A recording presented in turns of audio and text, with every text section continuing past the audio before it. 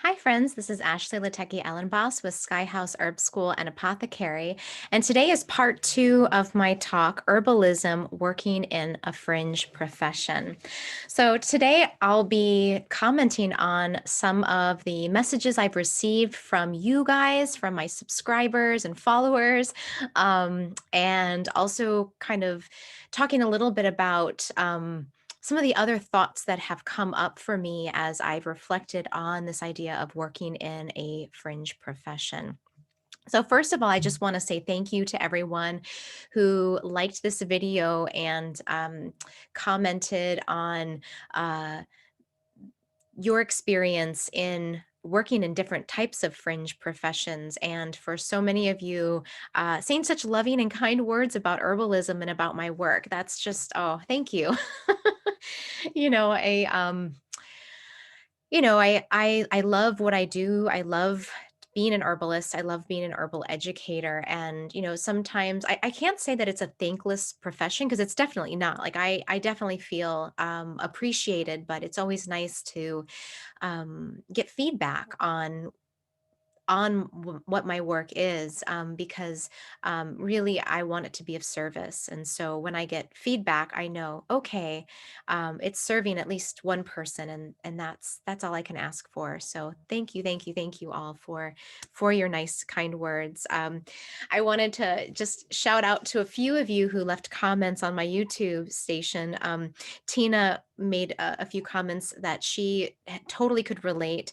She's a massage therapist, and as a massage therapist, she also hates the dreaded question of like, what do you do? And made a joke about like, partially undressed people, and yeah, and I'm sure that I can totally see how that profession would also have. Yeah, some really unfortunate connotations with it and assumptions. And then Maria, who's a freelance graphic designer. Hi, Maria. She was writing how it's been hard for her being a freelance graphic designer and describing what she does. And then she's now studying herbal medicine and astrology. So she's like, she made a funny comment. She said, now how I'm trying to figure out how am I going to tell people I'm an astro herbalist, and I laughed to that because yeah, I mean yeah, you can't make this stuff up. It's real work, but in the mainstream culture, it's really misunderstood and can be sometimes it's very misrepresented. So when we see some of the, especially in astrology, we see some of the horoscopes that are written in different publications that are just not correct, and yeah, it kind of can give the profession a bad name. And same thing with herbal medicine. I can't tell you how many times I post something on Instagram where, a comment will be, Dr. Kenobi he cured my genital warts with this miraculous herbal blend. Click here to learn more. And it's obviously spam. But, it's like anytime I use the tag herbal medicine, it sort of opens me up to these spammers who want to sell these products that are like miraculous cures for all sorts of, HPV and things that are, I don't know. It's just bad. It's bad herbalism. Like that's not herbal medicine. That's product sales. And so, yeah, so I've definitely, seen the dark side of what herbal medicine has to offer too. It's not all good herbalism. And then Slain Design made a comment. This is her, I'm putting this in quotes because this is what she said. She said, there will come a time when the naysayers will need your expertise. And I loved that. So thank you, Slain Design, for that comment. And it made me think of something that I say to my herbal students a lot, which is when there's a zombie apocalypse, let's just say there's a zombie apocalypse, who's going to be like of high value in society? Herbalists, um, you know, herbalists, foragers, people that can survive off the grid, right? So, people that can do surgery, right? So I was just, I always tell my students, like, it's a really good idea to study herbal medicine and to study plant identification because should the zombie apocalypse come, you are going to be a highly valued member of the tribe, and they won't eat you. Or send you off as as a distraction to help them get away, right? So, your value will increase. And, hopefully it's not a zombie apocalypse that makes our profession highly valued. But, I think in more subtle ways, this is something that we'll see, hopefully, as our culture starts to turn itself around and look around and say, is this the right way of living? Is this sustainable? Is this in alignment with all of the values that we have as a culture? And as we explore our own ways that we value, um, the planet and our resources, we may hopefully, my prayer is that we turn as a culture to look at the plants as a very sustainable form of healing ourselves and keeping our bodies and minds and spirits healthy. So yeah, so thank you for your comments. You're welcome to add more comments to both that first video and the second video. I might do a part 3. So we'll see what comes up. And if you guys don't follow me on Instagram, I do post a lot of herbal content there. So please don't spam me with your cures for syphilis or herpes, but you can follow me at Sky House Herbs. So, I have 3 small points that I wanted to share after reflecting a little bit more about working in the profession of herbalism and as a fringe herbalist. Um, and the first one that I really think has been helpful for me is just trusting in time. Because I remember when I first started studying herbs, my first herb walk, I think, was in 1998. So that was over 20 years ago. Um, and when I first started teaching yoga in 2002 and getting interested in herbs in 2003 2004, I just wanted to convince everyone that this is the answer. And I was very ambitious and had lots of ideas about, what herbs were and what they could do. But, here I sit 20 plus years later after sort of that initial, excitement, and I see that really time is the greatest teacher, because in time I've been able to see how the herbs, they don't work the same way I thought they did when I first started studying herbal medicine. They're way more complex and subtle.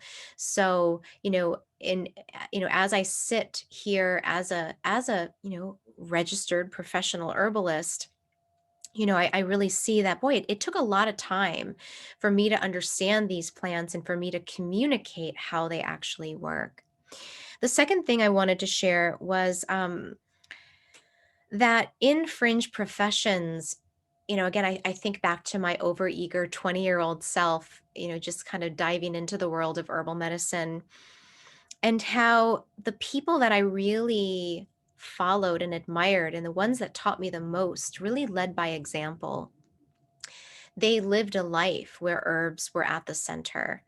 They spoke in a way that was respectful of their teachers and of this ancestral knowledge.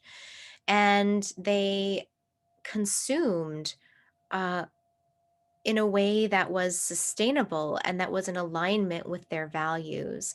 And so, this idea of leading by example, this could be in any fringe profession, I think is something that we all need to remember, that your students and your clients will do as you do, not as you say. And again, when I think about some of the elders in herbal medicine, in particular Rosemary Gladstar and Matthew Wood, uh, Gio Giordano, um, gosh, there's so many wonderful herbalists that have inspired my work. Claudia Joy Wingo.